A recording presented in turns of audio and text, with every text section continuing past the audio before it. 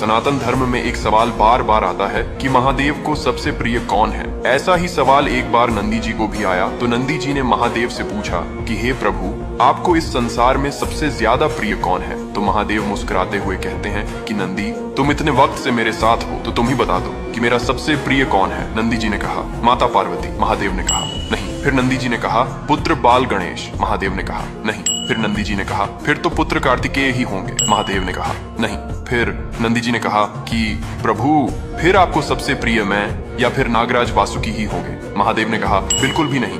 तो नंदी जी ने पूछा, फिर कौन है आपका सबसे प्रिय। महादेव ने कहा कि जो मुझे बुरे और अच्छे वक्त दोनों में याद करता है, मेरी आराधना करता है, मेरी पूजा करता है, जो मुझ पर अथुट विश्वास रखता है, वो ही मेरे लिए सबसे प्रिय और श्रेष्ठ है। नंदी जी, अगर वीडियो पसंद आया हो तो हर हर महादेव लिख।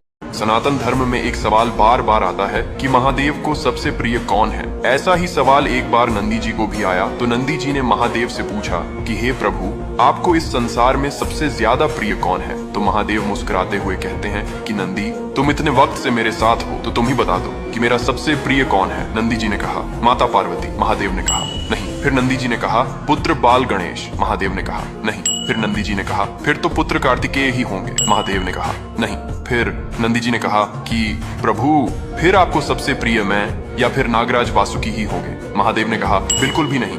तो नंदी जी ने पूछा, फिर कौन है आपका सबसे प्रिय। महादेव ने कहा कि जो मुझे बुरे और अच्छे वक्त दोनों में याद करता है, मेरी आराधना करता है, मेरी पूजा करता है, जो मुझ पर अथुट विश्वास रखता है, वो ही मेरे लिए सबसे प्रिय और श्रेष्ठ है। नंदी जी, अगर वीडियो पसंद आया हो तो हर हर महादेव